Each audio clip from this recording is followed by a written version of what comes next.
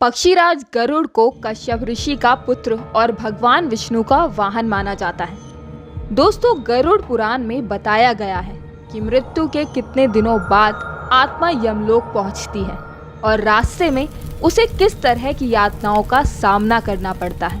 मृत्यु के बाद एक आत्मा की यात्रा में 47 दिन लगते हैं। तो क्या होता है इन 47 दिनों में उस जीव आत्मा के साथ?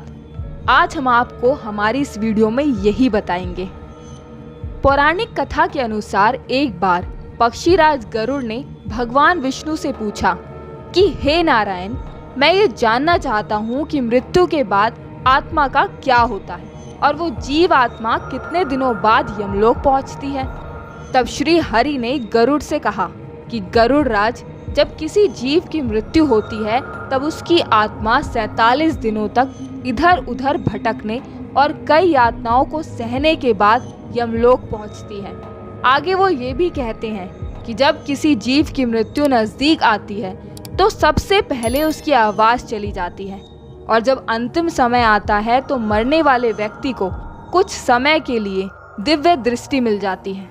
इस दिव्य दृष्टि मिलने के बाद से मनुष्य सारे संसार को एक रूप में देखने लगता है। उसकी सारी इंद्रियां शीतल हो जाती हैं। जिसके बाद मृत्यु के समय यमलोक से 2 यमदूत आते हैं। यमदूतों को देखते ही आत्मा हाहा करने लगती है और शरीर से बाहर निकल जाती है। जैसे ही आत्मा शरीर को त्यागती है, वैसे ही यमराज के दूत जीव आत्मा के गले में पास बांध देते हैं और फिर वो उसे यमलोक लेकर चले जाते हैं। गरुड़ पुराण की माने तो अगर मरने वाली जीव आत्मा पवित्र है तो परमात्मा खुद उसे अपने वाहन से लेने आते हैं। लेकिन आत्मा यदि पापी हो तो उसे गर्म वायु और अंधेरे के रास्ते से गुजरना पड़ता है। पापी आत्मा को यमलोक पहुंचने पर कई प्रकार की यातनाएं दी जाती हैं। फिर उसी दिन उस आत्मा को आकाश मार्ग से उसी के घर छोड़ दिया जाता है जिस घर में उसने अपना शरीर त्यागा था। घर आने पर वो जीव आत्मा अपने उस शरीर में फिर से घुसने का प्रयास तो जरूर करती है, लेकिन यमदूत के पास से बंधे होने के कारण ऐसा कर नहीं पाती।